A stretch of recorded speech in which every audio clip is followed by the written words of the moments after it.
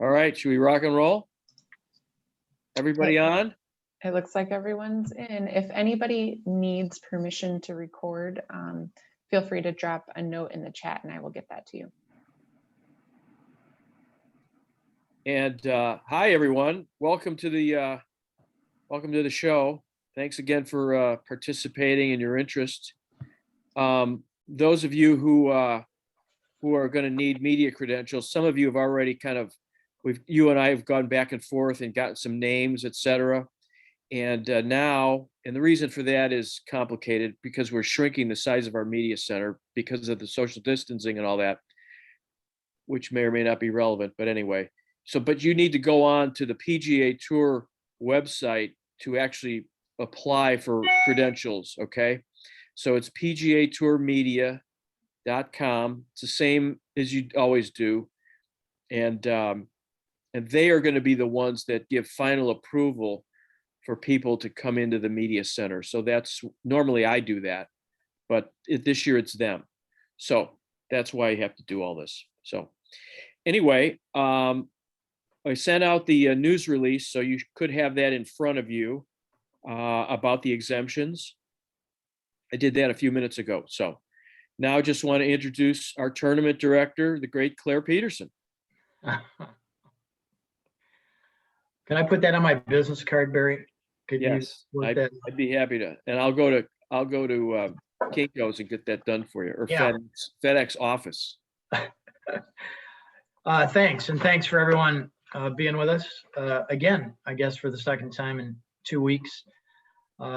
We are within 3 weeks of the tournament now, so obviously a lot of questions about the field and how it's shaping up, and the exemption decisions we've made. That's why we felt a separate call, might be nice. Plus, Ashley Hansen from our office will be, I'll be handing the baton to her, the great Ashley Hansen, there you go. To kind of explain, now that Illinois has gone to stage 5, a lot of questions about what has changed potentially in our planning, what we can and can't do. So she'll be talking after me. The field is now posted on our website. We usually do that within the last 30 days. If you haven't seen it, feel free to pull it up. It changes daily at this point. There's always 156 names there, depending on who adds and what category they're in. The names in the lower ranked categories fall off. So we just put the alpha list up there. There's another version of it that explains what categories these different players are. Thought I'd spend a couple minutes just kind of walking through some of those. We've got Zach Johnson, of course, is a top rated category, winning the Open in 2015. Jason Duffner's also in a highly ranked category. Then there's 30 players who have won tournaments in the last 2 years. And that is a distinguished group of players. I won't go through all 30 names, but you'll recognize them if you follow golf, and obviously all of you do. The other things that we're really excited about, quite honestly, as people ask us about the field, it's our 50th anniversary. Obviously, that's pretty well known at this point. And we have a really nice list of past champions who, as of today, have officially committed. We're hopeful that we might get a couple more before the deadline, but obviously Steve Stricker, the only three-time winner, or 3 consecutive winner. D.A. Weibring was a 3-time winner as well. But in a year where he could be playing at the U.S. Senior Open, he's decided to join us. Obviously, as Ryder Cup captain, he's got a lot on his plate, but we have him, Zach, Brian Harmon, Sean O'Hare, John Senden, Jonathan Bird, Michael Kim, and obviously Dylan Fratelli, who we all listened to last week. And what a great guy to represent the John Deere Classic. Then the international group of players is getting very interesting, I think. Ben On, who's never been here before, that's going to be in the Open, is committed. Rafa Cabrera Bello, Ryder Cup player. Martin Laird from Scotland, Jonas Blix, Tom Lewis, KJ Choi, Anirban Lahiri, Kiridesh Avibanrat, one of the great names ever. You guys will all get well practiced saying that name. They're all, some of them in the field for the first time, but that's kind of where we are as of today. Everyone's asking about, a handful of other players. We don't know anything past that. But we do know is, and something we've always taken very seriously, our sponsor exemptions. And we're really excited this year. PGA Tour instituted this PGA Tour University just before COVID hit. And basically, if you're not familiar with it, it gives collegiate players a way to start their professional careers that didn't exist before based on their success in college. The top 5 get to go to Korn Ferry events immediately, and that's already started to happen. There's another group below those. I think there's 15 below those that go to other tours, whether it be what we used to call the Canadian or Mackenzie Tour. I think it's renamed now, Latino American Tour, whatever.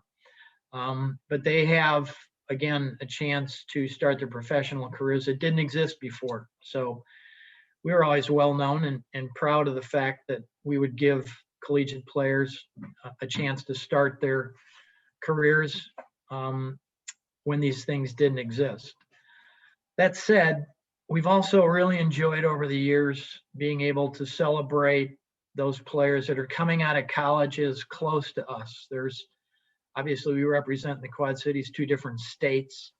There's wonderful colleges and wonderful programs in both those states, plus the Midwest. Many times these players don't get the chances that some of the other players playing for Texas or Oklahoma or Florida or Georgia or whatever are getting. So I really thought this year, after a year off, we'd focus on giving spots to guys that we really admire, that have worked really hard, but are going to schools closer to the John Deere Classic, and guys that might not be getting exemptions from other tournaments. So you've got the news release. There's a really nice short bio on each of the players. I'm not going to read it during the call, but and these are in alphabetical order, just so you know. It's not our top to bottom ranking by any stretch. But we've got Michael Fiegels from the University of Illinois, tremendous program there, led by Mike Small, as you know.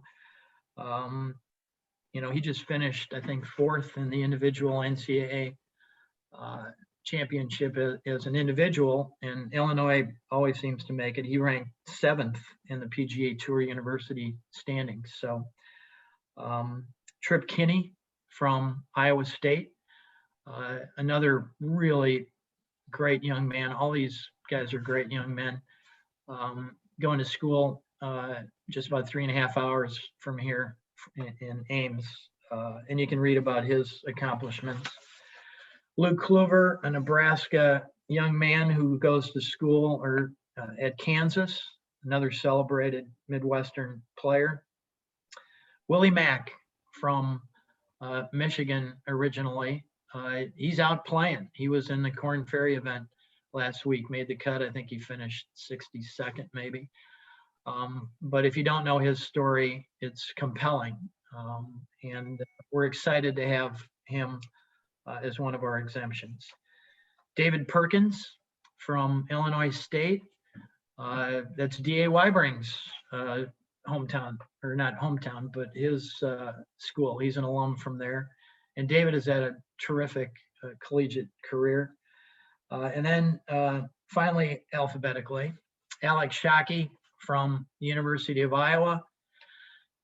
We gave his brother, Carson Shockey, a spot maybe back in 2016. Carson just was a medalist in the U.S. Open qualifying. He's going to play in the U.S. Open this week. So the Shockey family is one that we're familiar with, and Alex is a really great player and young man. So we've got Illinois, Illinois State, Iowa, Iowa State, Kansas, and then Bethune-Cookman University is where Willie went to college.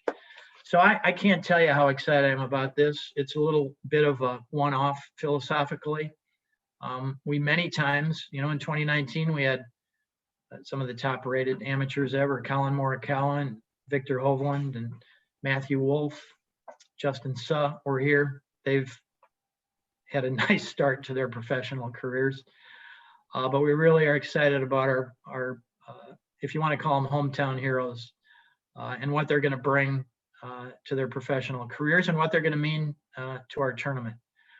So that's, I guess, the end of my comments about the field. I think maybe we ought to answer some questions, if there are some, about the field before we go into the structural changes that the protocols are going to demand. So, Barry, I don't know if there's anyone. There's a few in there. I'll let you be the gatekeeper. Okay. Well, go ahead, George McNeely, please. Thanks, Hi, George. Hey, good morning. Welcome. Claire, a quick question about Willie. Was the first you ever heard of him when he retrieved his golf clubs from that car blowing up, or had you heard of his exploits before? That was one of the first things we heard about. Obviously, early in the year in California, there was stories about him at the Genesis and the Farmers. We first started to learn about him. And then, quite honestly, Harold Varner, who's one of our great friends, told us a little bit more and lobbied on his behalf as well. And we just were, compelled by that story and knowing a little bit more about him to give him the spot, and are happy to do that. I can follow up. Would you take us through the process you use to bring your philosophy to life as far as giving these opportunities to the kids? In this case, a 32-year-old guy. Well, it's very scientific. It's unbelievable. If I had a whiteboard, I'd be able to walk you through it. But no, it ebbs and it flows, just like the golf universe ebbs and flows. The basic philosophy of a sponsor exemption is somebody who wouldn't be in your field otherwise, that's going to bring some degree of interest to tournament week. And that's a broad, definition. Going back to 05, 06, Michelle Wee certainly fit that description, and made sense for us. Quite honestly, there are a lot of people, when we announce these things, that say, "Oh man, how come you didn't include this, that, or the other player?" But for each year, we make decisions that we feel make sense. And for this year, after having a year off, and quite honestly, I think talking personally to every one of these 6 players, the process of how they come to us and how they make their request is all over the place. Sometimes it's a form letter that, they're sending out to 20 different events, and they just substitute your name and your tournament. Even though sometimes the ones that come in as Ms. Claire Peterson, we pretty much put in a different pile. But some call, some email, some keep in contact. And all of these players that we chose this year, it meant a lot to them. They had a personal point of connection with us. And for this year, it made sense. So that's the scientific process. Tom Johnston, please. Good morning, Claire. It's- Is this a larger group of exemptions this year? No, we're just making the assumption that all the Corn Ferry guys are going to get in. Never in my, whatever, 19 years as tournament director, have we not gotten the 2 Corn Ferry events back as an unrestricted exemption. So we get 4 unrestricted, and then 2 have to go to Corn Ferry guys if they don't get in. 2 go to veteran PGA Tour members. These are our 6 unrestricted. Okay. Was the follow-up, was the field, the applications that you got, the letters you got just as deep this year as ever? Yeah, probably more so Was because we didn't have an event last year. And then the collegiate players were allowed because of COVID to extend their collegiate career by a year, transfer to different schools. So the universe was bigger this year, certainly. Matt Randazzo. Good morning, Claire. Always nice to see you. Can you tell us a little bit about David Perkins? I know he's a kid from East Peoria, and he has a good tie with, talking to some people that we know down there, a good tie with DA Weibring. Knows DA, he's an Illinois State kid. I think he's got a course record on DA's course at Illinois State. So, I mean, just what you've learned about him, and seems like a neat tie with the 50 years, someone maybe being familiar with or close to someone we know pretty well up here with DA Weibring. Yeah, we became aware of, excuse me, David last year. He sent us a letter for the 2020 event. So we've started to get to know him a little bit better. And certainly, just like applying for a job, recommendations do carry some weight. It's not the only thing that we consider. We know he's a terrific young guy and he's very accomplished as a player. A DA certainly spoke well of them. And then, quite honestly, another piece to the puzzle is that as he turns professional, he's going to be represented by Mario Tiziani, who we have great respect for. He's Steve Stricker's brother-in-law, had been on tour for a while. And all the guys in that camp are terrific guys. We've always loved having them here. They're appreciative, they're down to earth. So that carried some weight as well. So his accomplishments, who he decided to be represented by, which I think speaks well, David. And then DA, kind of a year ago, talking very positively about him as well.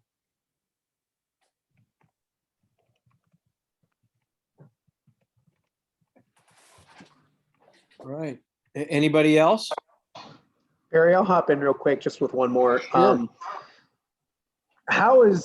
You said 19 years, but how is this year different than the 19? And with, news of Friday of the state opening up and everything's constantly changing, I always joke with you only work a month a year, but how has this last month been for you, Claire? Well, it hasn't only been a month. The landscape is constantly changed really from a year ago, over a year ago. I think it was May 23rd that we announced that we weren't going to have the 2020 event, but we still were going to do the charitable side of our business. We've been, doing meaningful work, but having to really start planning in January and start budgeting and deciding what kind of build you were going to have so you could go to hospitality clients and explain to them what was going to be available from a product standpoint, let them make a decision about if they wanted to be in an enclosed area, how many people they might want to invite, at the same time that COVID protocols were still very restrictive, kind of seeing things loosen up as the vaccination had a major impact. We've had to be accepting and able to adjust and we feel we've done it successfully. We rolled out our ticket sales last week, and there's been a great response so far. I think people, after not having the tournament last year, there's a real appetite to get back to it, even in its kind of modified form. If we were to start today, we'd probably do the build differently, but we didn't know where we were going to be. So it's we feel pretty proud about where we are and how the community's responded. How about the community last year? Donating $12.2 million without an event. So I don't know if that answered your question or not, but go Lions. End it like that and you're good. That works. I'll run that bike tonight. Just you saying go Lions. You do not have permission to record this. Anybody else? Hey, Claire, TJ again, since you're talking about the build and things like that, has anything changed in regards to how you proceed with the tournament now that the state is opening up? Or was it too late for you guys to change any of your plans at that point? And how do you proceed with the state opening up again? Wow, we couldn't have scripted this any better. This is the perfect baton pass opportunity for Ashley to address some of that. If you guys have questions, any more questions about the field or anything else, we can open it up after. But Ashley's got, I think, answers for all those things you just talked about, TJ. Thanks, TJ. Okay, Ashley, you're on. From a build standpoint, there's nothing changing at this point. So we're sticking with our 2 different ticket types, and I can talk a little bit more about that if anybody has questions, but those are online and available for purchase now. So I think the biggest thing that changed is just the flexibility to add more spectators into those 2 ticket types, those 2 categories. So we were kind of focused on that 10,000 number initially. So now we have a little more ability to add people to the course throughout the week on top of that 10,000. We do still have to have approval by the PGA Tour, and we work closely with their team every week just to stay in lockstep on what's important and all the changes that are happening together. What does that number go to then? The 10,000 number?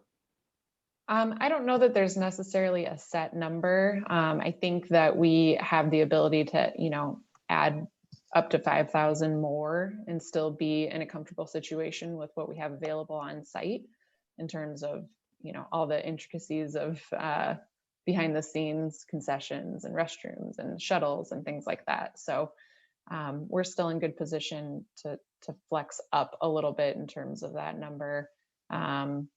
And we hope that that's the case too. So we hope the community comes out and supports the event and sees all the great golf that we have available that they missed last year.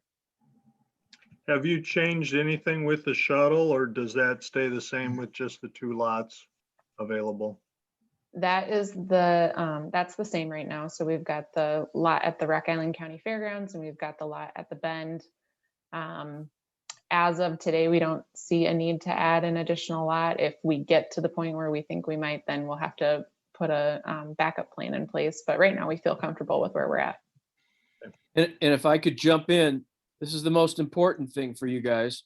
The shuttle lot, the parking lot for media is changing to the Jewel Osco. They're right there on John Deere Road in Silvis. So that's the main thing I have to tell you. That's on your gate pass, but I know nobody will read it, so I'm telling you now. Barry, are you still good with letting me use your parking spot? No? I have a All right. parking spot? I think Ashley's got more stuff to go through there as well. Yeah, sorry, I didn't mean to, but that was an opportunity. No, that's perfect. Thanks, Barry. I was going to mention it, but I'm glad you were on top of it. I love it. So I think the biggest points that we wanted to hit home in terms of protocols for this year and things that are changing that folks might not be used to would just be that all ticket sales are online and in advance. We're not doing any at the gate sales this year. We're trying to cut down on any of those touch points as much as possible. And that's the same for parking passes too. So anybody who wanted to park in one of those lots will just need to purchase the pass in advance and have it ready to show on their phone once they get to the lot. So we'll have folks on site to help with any issues or any confusion that people might have, but hoping if we talk about it enough in advance, then people will be prepared for it as they get to the gates and the parking lots. In addition to that, all of our tickets are day specific, along with our parking passes, which are day specific and lot specific. So we're very specific this year. And that is just, again, you know, in light of all of the COVID regulations that we've had to work through this year. So we just need to keep an eye on our numbers and make sure we've got people allocated to the right spots throughout the process this year. On Wednesday, we are going to be doing our Military Appreciation Day. So all military guests will have the opportunity to register online, and they will get a ticket for themselves and a guest for free. We hope to have that link available here shortly. We're just waiting on our supplier to hand that over so we can push it out to the public. And then for anybody else who wants to come out that day, the tickets are $20, and we're kind of deeming it a community day. It would be a great opportunity to get out and see the field and take in the course at a reduced rate of $20. The other thing that we are bringing back and we're really excited about is our youth policy. So we still aren't able to do our youth day. Nothing changes there, but throughout the week, we are going to offer free tickets for kids 15 and under, as long as they're coming with a paid adult.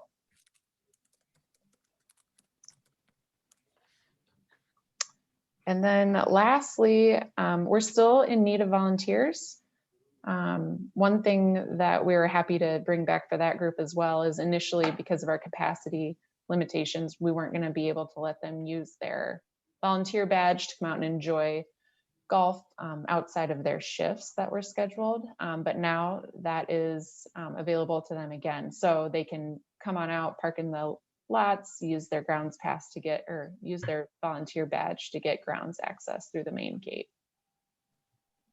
So we're hoping that helps pull people back into the volunteer pool, and we have some good numbers again. It's looking good, but we can always use extra help, especially marshaling, and I think maybe even standard bearers could use an extra hand too. And if I could you clarify what's happening Monday and Tuesday?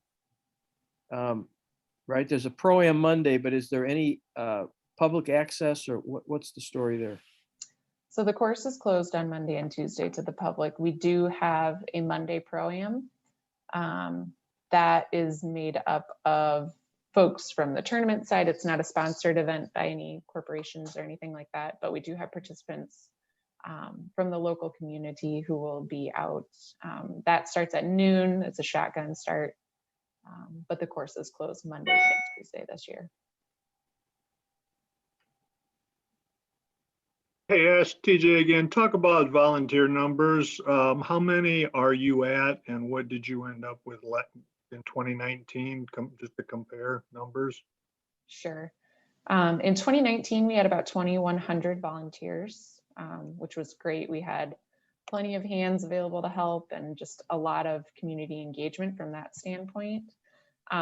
This year, we knew our number was going to be a little different because of COVID restrictions. So there were actually initially groups that we weren't going to be needing at all. And as we get closer to the finish line, some of those things are being brought back in. So our numbers we're right around 1,300 to 1,400, I believe, but would like to be closer to 1,800. So a lot of those holes are marshals, just because we need so many folks per hole and all 5 days of the tournament.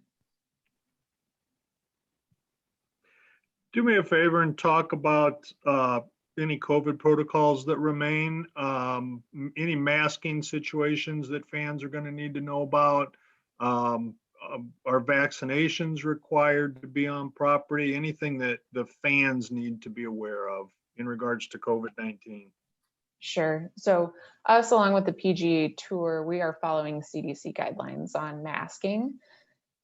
So the same rules that you see kind of out in the community apply to the course as well. And we have those, it's on our Know Before You Go page on our website, but those are being pulled from the PGA Tour, and we're sharing them locally at our tournament as well. So anybody who's vaccinated does not have to prove their vaccination. We're doing honor system, so just hoping everybody's, making the right choices to keep themselves and those around them safe. But if you are vaccinated, no masks are necessary indoors or out. And then for the folks who are not fully vaccinated yet, the recommendation is to wear a mask when you can't socially distance yourself from others. Rory Spears has a question.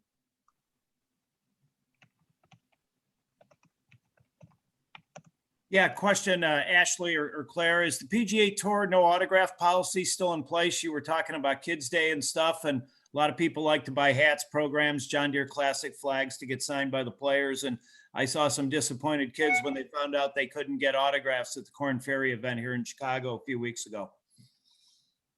Yes, I can answer that. In that, that's a common question we get. Now that the state of Illinois is kind of open things up, what does that mean for the tournament? The PGA Tour, like I said, hasn't really relaxed those kinds of restrictions. They still have a defined bubble and are trying to make sure that players inside the bubble aren't at any more risk than the tour wants to put them in. So that hasn't changed, even in the pro-am groups and so forth, the way they're taking their photographs, the autographs that guys normally expect, having paid for the privilege of being in the pro-am, are being restricted as well. So I know kids are going to be disappointed, but there's just no way around that one.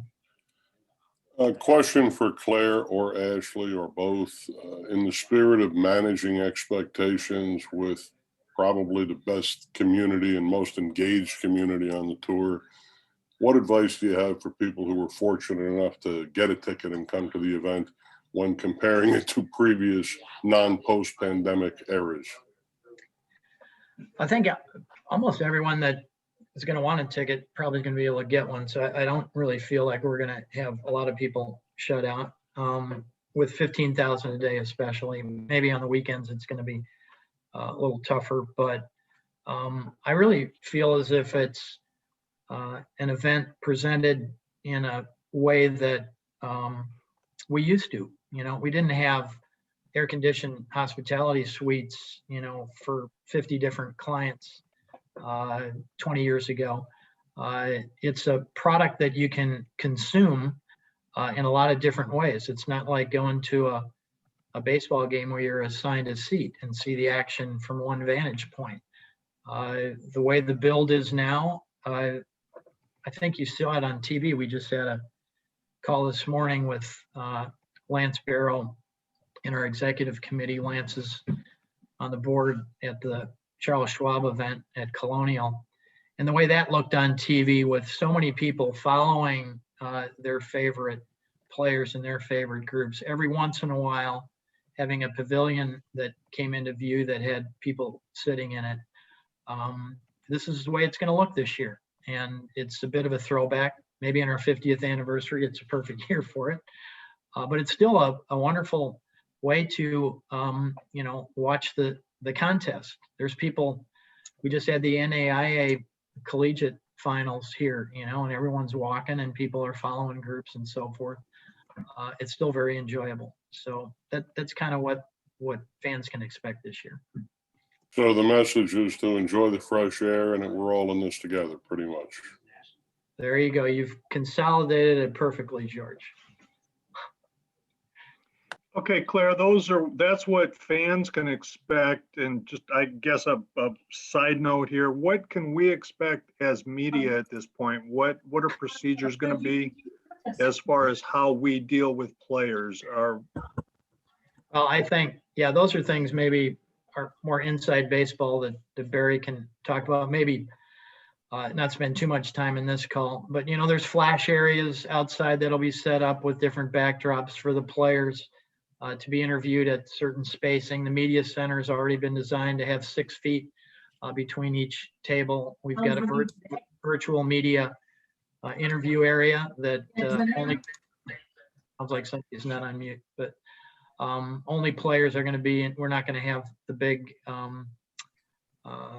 scrums of media with malt boxes and everything in that media interview area. So you'll learn all about that as time goes on, but it's still what they've been doing for a year, and it's very workable and very doable. Barry, I don't know if there's any more you want to add to that.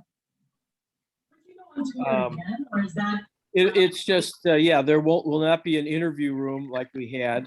That wall is going to be taken down, and we're going to have desks in there because we needed that space to accommodate as many media as possible.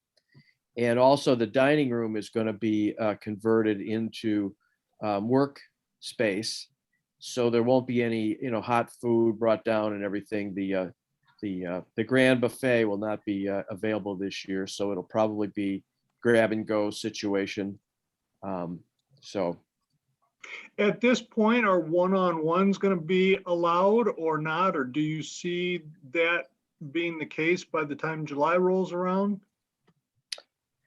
Well, there won't be any, there will not be any locker room access, and there won't be any, at this point, practice range access. Although I will lobby in your favor to try to get some practice, so you can get on the driving range, which all year has been shut down. So, my argument is that the driving range is outside and that the virus does not circulate outside, which is pretty obvious. But they've got their rules, so we shall see. Hey, can we get whoever is open to mute, please? Yeah. Thanks, George, for that request. Barry, I wouldn't hold out hope that the PGA Tour protocols are going to change a whole lot. I think. Well, no, I don't think so either, but I'm. Yeah, and the John Rahm situation just probably further complicated things. Right. It's us hoping for a change. So it is what it is. It's the same thing that's been going on for a year, and they've been doing it very successfully.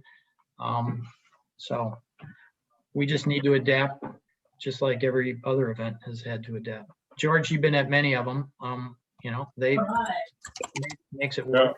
Yeah, I was chomping to kind of ask it in the form of a question to you, but Claire, based on your inside baseball knowledge, I think you could probably tell Tom and all the other interested parties that access has been severely limited and one-on-ones have been non-existent, and that people have been able to ask questions, but from a distance. It's not what it was, and it may not be for a while. No, when I went to the Valspar tournament, first time out in a year, normally as a tournament director, I'm able to go on putting greens and locker rooms and practice areas, and none of that had changed. You have to talk to players behind the ropes as everyone else on the property. So it's not the same, but it's doable, and the stories will be told and the contest will take place, and it'll be different, but it'll be great. Okay.